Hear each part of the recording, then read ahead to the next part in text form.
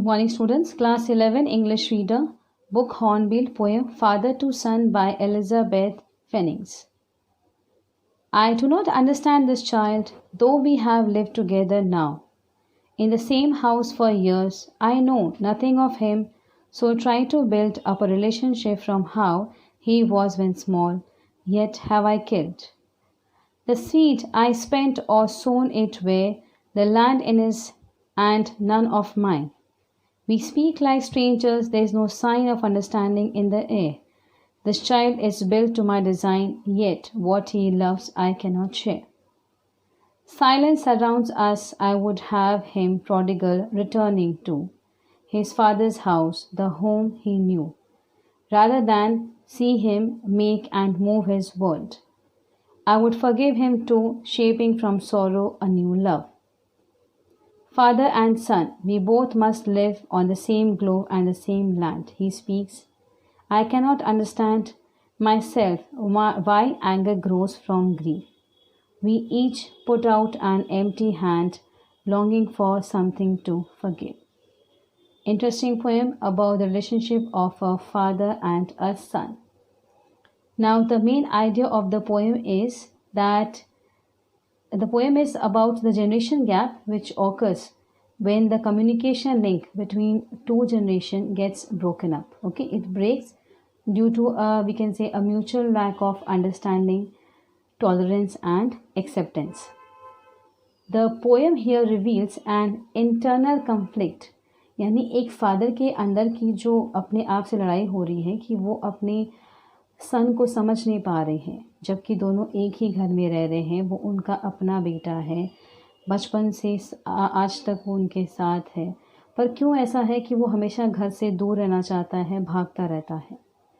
The poem reveals an internal conflict that a father undergoes, which his son grows up and possesses his own interests, ideas and perceptions. यानी जो उनका सन है वो अपनी life अपने ढंग से जीना चाहता है and he is not able to understand कि उसके बेटे को क्या चाहिए, what are his likes and dislikes, why is it that he is not talking to him, sharing anything with his father. So this unhappy father complains that he cannot understand his child despite having lived together for so many years in the same house. Instead of bonding together, they have drifted apart. यानी वो अलग अलग से रहते हैं. The gap has resulted in non-communication, यानी उनके बीच जो communication है that is like hardly, बहुत कम होता है और किसी तरह की अंडरस्टैंडिंग में नहीं है. अगर दोनों डिसाइड करें टू टेक अ लीड, यानी दोनों इनिशिएटिव लें, फादर भी सोचें और बेटा भी सोचें कि अपनी जो विलिंग है फॉरगेट, भूल जाना या फॉरगिव करना, तो उनकी रिलेशनशिप को इम्प्रूव करेगा अगर वो एक दूसरे को फॉरगिव करते हैं पुरानी बातों को भुलाकर. Okay, forget the old things what ever happen in their life and forgive each other and start up a new relationship.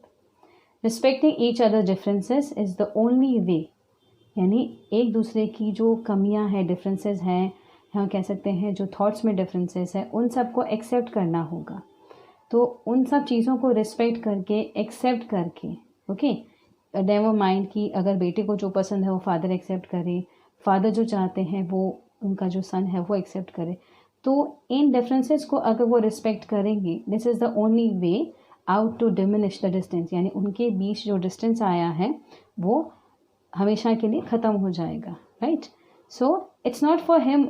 यहाँ जो स्टोरी में हमारे कैरेक्टर्स हैं, the father and the son, he is talking about the every parent, okay, जिनका अपने बच्चों के साथ इस तरह से रिलेशनशिप जो है वो वी कैन से धीरे धीरे कम होता रहता है. So both have to take an initiative to improve. Now let's move stanza wise. In first stanza the father is unhappily reflecting on his inabilities, यानी वो अपनी ही इनएबिलिटी को बता रहे हैं कि मैं अपने बेटे को समझ नहीं पा रहा हूँ. दोनों एक ही घर में रह रहे हैं बहुत सालों से, लेकिन उनके बीच कोई कम्युनिकेशन नहीं होता है. इस वजह से उनके बीच जो अंडरस्टैंडिंग है वो भी बहुत कम है. Both son and father are not able to understand each other. The father does not know much about his son's interest, likes और डिसलाइक, जैसे मैंने आपको बताया. Thus, he tried to build up the same kind of relationship as he used to have when his son was a little child. यानी जब उनका बेटा बहुत छोटा था और जिस तरह की रिलेशनशिप उनकी तब थी, वो आज वैसी ही रिलेशनशिप को बिल्डअप करने की कोशिश कर रहे हैं. The father has now perhaps realised, यानी उन्हें रियलाइज हो गया है कि there is a lack of understanding between his son and himself and he wants to take measures so that the relationship improves. यानी कुछ ना कुछ तो उन्हें करना पड़ेगा. And according to him both should take the initiative to improve. The second paragraph says that the father wonders whether is it he himself who is responsible for the failure of the relationship. ना उन्हें लगता है क्या वो खुद अकेले ही responsible हैं उस चीज़ के लिए जो उनके और उनके बेटे के भी डिफरेंसेस आ रखे हैं, कम्युनिकेशन नहीं होती है. The father feels that the thought the child in his son but perhaps he lives in a world different from him. दोनों एक ही घर में रहते हैं बट ऐसा लगता है जैसे बेटे की दुनिया एकदम अलग है. Both father and son behave like strangers. उनके बीच कम्युनिकेशन गैप है which makes them behave not like father and son but more like strangers. The father says that physical child resembles him but he does not appreciate what his son likes. Father ये कहते हैं कि उनका बेटा बिल्कुल उनके जैसा ही दिखता है, यानी जो अपीयरेंस वाइज है he resembles, but he does not appreciate what his son likes. यानी उनके बेटे को जो चीज़ें पसंद है वो फादर कभी भी अप्रिशिएट नहीं करते हैं. Okay, moving on to the third stanza. Here the चारों तरफ साइलेंस है उनके रिलेशनशिप में because there is complete lack of communication. Father sees his son as a, आप कह सकते हो, child who is foolishly running away. उन्हें ऐसा लगता है जैसे बेटा हर वक्त घर से बाहर रहना चाहता है, घर में उसका मन नहीं लगता है. बट फादर को ये नहीं अच्छा लगता है कि वो घर से दूर भागता रहता है. He wants him to return to the home he had always known so that they can rebuild the relationship to have a new start. He does not want the son to start like a fresh without the father. He further says that he is willing to forgive his son for running away. मतलब वो अपने बेटे को forgive करने के लिए तैयार है अगर उसने कोई ऐसी गलतियाँ की है कि वो घर से दूर रहता है, हमेशा बाहर रहता है, ज़्यादा टाइम घर से बाहर स्पेंड करता है. Doesn't matter.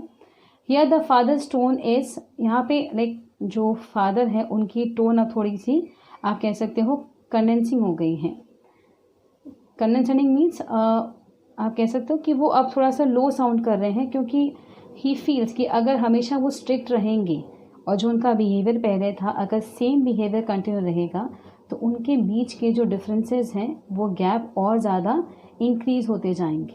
ओके, तो रेस्ट्रिक्ट ना हो के मुझे थोड़ा सा उसे इंडिपेंडेंस, मतलब इंडिपेंडेंस छोड़ना पड़ेगा, स्पेस देनी पड़ेगी अपने बेटे को उसके फर्दर डेवलपमेंट के लिए, specially we can say for his mental growth.